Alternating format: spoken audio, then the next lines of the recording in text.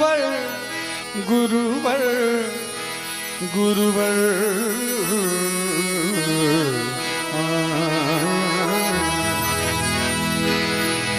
दया की आस में गुरुवर तेरे दरबार आया हूँ।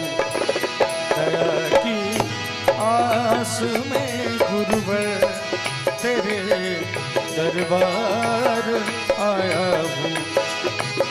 दया की आस में गुरुवर तेरे दरबार आया हूँ।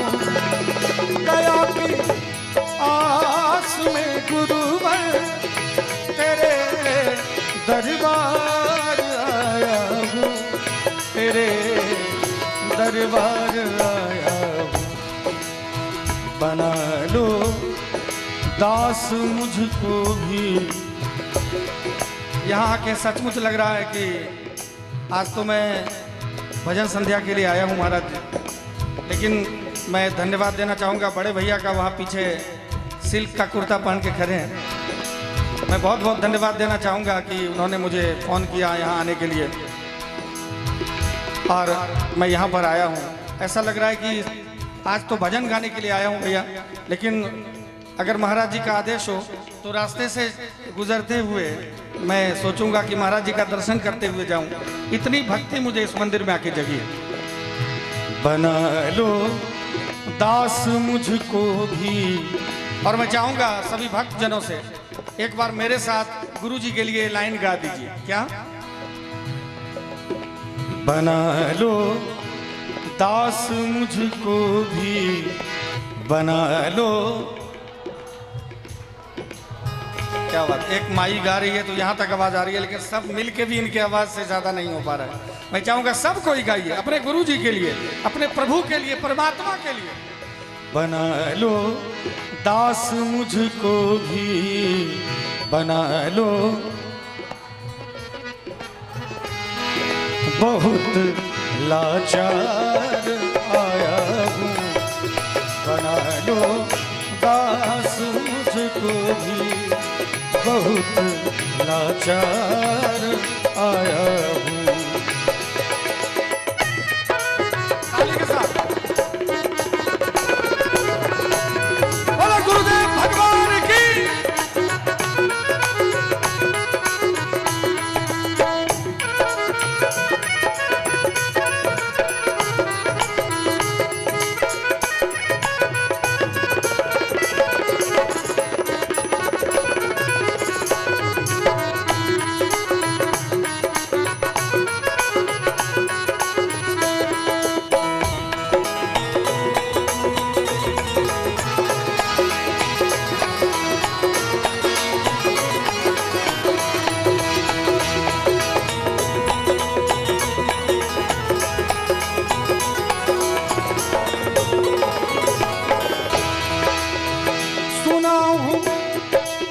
गरीबों के सदा उद्धार करते हो।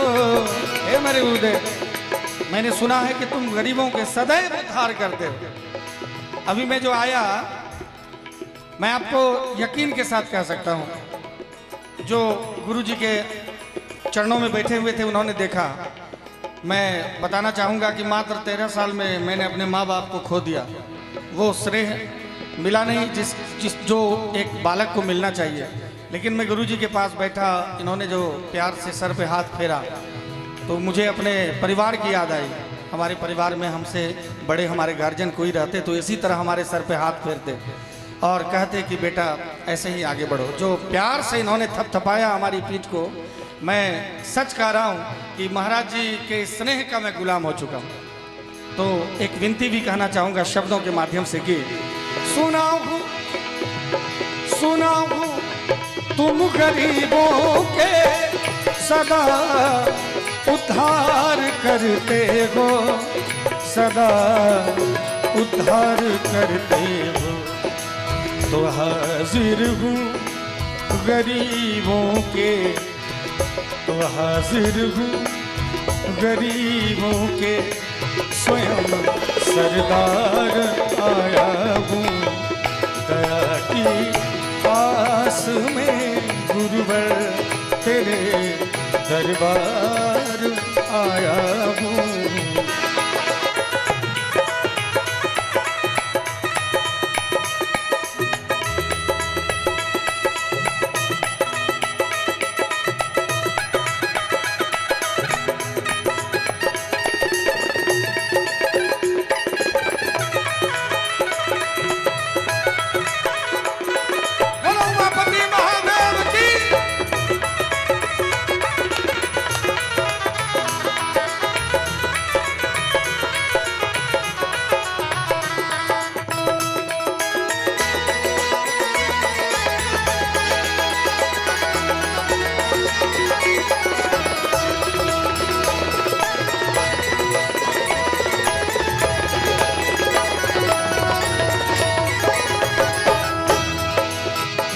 अगर तुम दीन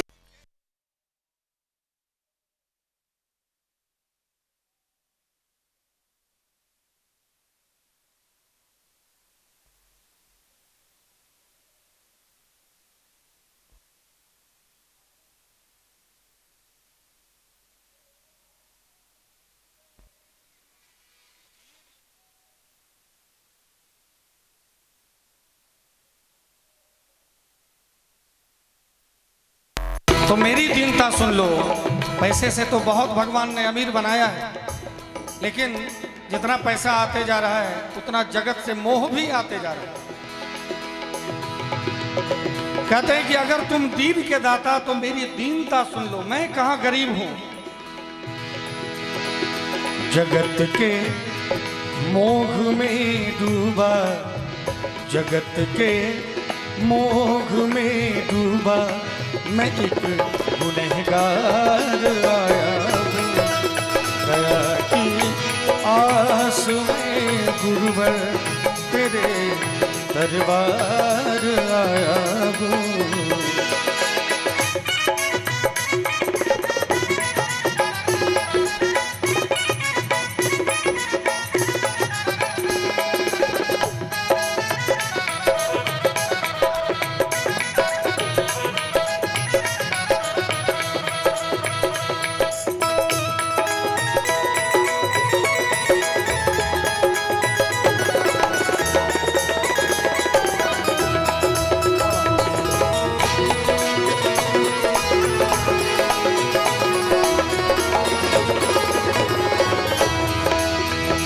सच्चिदानंद की विनती प्रभु स्वीकार कर लेना।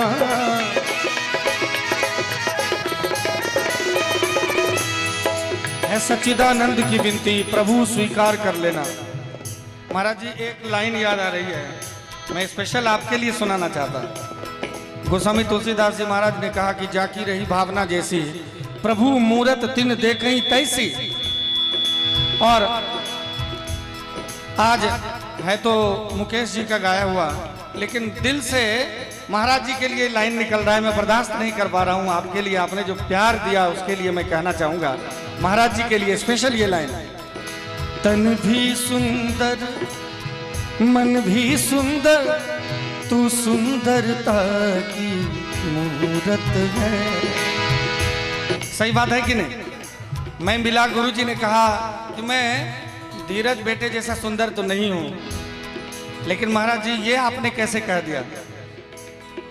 सिर्फ ये जो त्वचा है इसकी सुंदरता ही सुंदरता नहीं होती है, जो हृदय की पवित्रता सुंदरता है, असली सुंदरता तो वो है। हम लोग झूठ मूठ का गाते हैं अपने महबूब के लिए कि भैया आप बैठ जाइए, एक बार उठना बैठना बार बार ठीक नहीं लगता, थोड़ा सा प्लीज। असली सुंदरता जो है वो हृदय में है। इसीलिए कहना चाहूंगा कि तन भी सुंदर मन भी सुंदर, और तन सुंदर है, हम अपने महबूब को कह सकते हैं कि तन सुंदर है, और मन सुंदर है कि नहीं इसकी कोई गारंटी है नहीं है। क्यों? क्योंकि कभी तन की सुंदरता को देखते हुए हमने मोहब्बत किया तो कभी फ्रिज में पाए जाते हैं, तो कभी ड्रम में पाए जाते हैं, कभी तालाब में, कभी पहाड़ कंदराओं गुफाओं में। तो ये है मन की सुंदरता।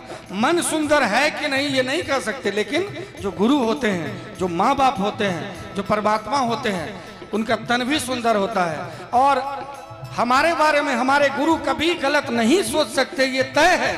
हमारे गुरु हमारे बारे में कभी गलत नहीं सोच सकते, उनका मन हमारे लिए सदैव सुंदर रहता है। इसीलिए मैं गुरु जी से कहूंगा और निवेदन करूंगा कि आप लोग भी एक बार अपने गुरुदेव से कहिए, तन भी सुंदर मन भी सुंदर, तू सुंदरता की मूरत है। तन भी सुंदर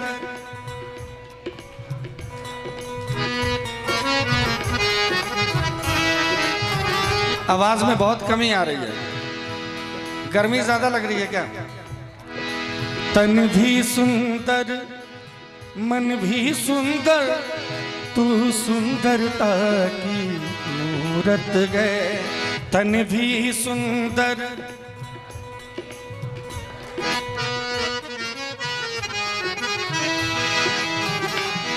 किसी और को शायद कम होगी, मुझे तेरी बहुत जरूरत है। पहले भी बहुत मैं तड़पा हूँ, पहले भी बहुत मैं तड़पा हूँ, अब और न मुझको तरसाना। चंदन सा बदन चंचल चितवन, धीरे से तेरा ये मुस्काना। मुझे दोष न देना जग वालों, मुझे दोष न देना जग वालों, हो जाऊं अगर मैं दीवाना। चंदन सा बदन और हो जाऊं अगर मैं दीवाना, इतना मार्मिक ये शब्द है। मैं तो कभी कभी सोचता हूँ कुछ ऐसे गीत हैं उसको फिल्मी गीत क्यों कहा गया पता नहीं। आज मैं गजल गायक हूँ, आगे भी कोशिश करूंगा बच जाए, लेकिन मुझे नहीं लगता है कि भगवान के आगे सब गजल फिल्मी खत्म हो रहा है। मैं हर एक मंच से कहता हूँ महाराज जी कि दुनिया का पहला गजल गायक मैं हूँ, जिसने कभी जीवन में पान बीड़ी चाय गुटखा या किसी तरह का मांसाहार, जीवन में पहली दुनिया में पहला गजल गायक आपको मिलेगा। और हम लोग सात्विकता का बड़ा ध्यान रखते हैं, क्योंकि हम सरस्वती की साधना कर रहे हैं। हम चाहे गजल गाएं, चाहे भजन गाएं, चाहे फिल्मी गाएं, ये तो सरस्वती की साधना है। और सरस्वती तो वैष्णवी है, वहां पर दारू मुर्गा कहाँ आ गया बीच में, है कि नहीं? बहुत सारे जो अभागे गायक होते हैं, जिनको भगवान ने इतना सुंदर विद्या दिया कि सरस्वती की साधना करो, पूरे जगत को स्नेह दो, स्नेह लो, और बीच में वो दीवार खड़ा कर देते हैं नशा और मांसाहार का और गलत व्यवहार का। तो मैं निवेदन करना चाहूंगा महाराज जी से इस लाइन के माध्यम से, एहसान तेरा होगा मुझ पर। और ये पहली बार आया हूँ महाराज जी, ऐसा हो कि ये कंटिन्यू हो जाए। अब सच कह रहा हूँ, भगवान के दरबार में ऐसा लगता है कि सब चीज छूट जाए और सिर्फ भगवान का ही भजन हो। मैं अपने आप को गजल गायक कहवाना नहीं चाहता हूँ, मुझे लगता है कि अब लोग सिर्फ और सिर्फ धीरज कांत को भजन गायक के रूप में जाने। टिंकू भैया मैं सच कह रहा हूँ, मैं मंच से बोल रहा हूँ, इतना कैमरा है, रिकॉर्ड हो रहा है, आप लोग भी जो रिकॉर्डिंग में सुनिएगा जरूर। अगर मुझे कल मैं एयरपोर्ट पे गया, पटना एयरपोर्ट पे, वहाँ जो एयर होस्टेज वगैरह होती है, जो स्टाफ मेंबर्स होते हैं, सब ने घेर लिया कि धीरज कांत जी आपका भजन सुनता हूँ। मुझे लगा कि मैं पैर छू लूँ इनका, इन्होंने गजल क्यों नहीं कहा, भजन क्यों कहा? भगवान के साथ अगर कोई मुझे जोड़ता है, और आज इसी भजन का प्रताप है। मैं एक दो भजन सुनाऊंगा आपको, जिस भजन के बदौलत आज हिंदुस्तान ही नहीं, हिंदुस्तान के बाहर लगभग 10 देशों में जाके गाने का मुझे मौका मिला है। मैं राम जी का हृदय से आभार व्यक्त करते हुए महाराज जी के चरणों में ये लाइन कहूंगा कि एहसान तेरा होगा मुझ पर, दिल चाहता है जो कहने दो मुझे, तुमसे मोहब्बत हो गई है मुझे, पलकों की छाँव में रहने दो, एहसान तेरा होगा मुझ पर। है सच्चिदानंद की विनती प्रभु स्वीकार कर लेना, है सच्चिदानंद की विनती। ये हमारे मित्र सच्चिदानंद जी हैं जिन्होंने इस भजन की रचना की है सच्चिदानंद की विनती प्रभु